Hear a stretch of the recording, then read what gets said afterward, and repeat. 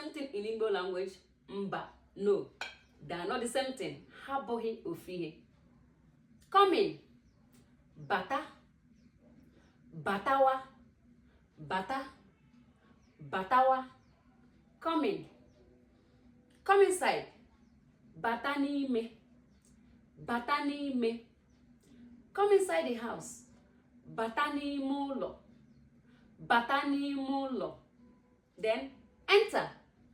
Banye. Banye. Banye. Enter inside. Banye n'ime. Banye n'ime.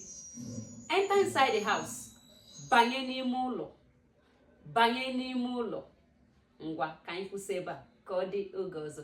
Tinyere m aka na ngalaba okwu. Gbasa ozi a ma sonyere m ka ọ dị ndewo.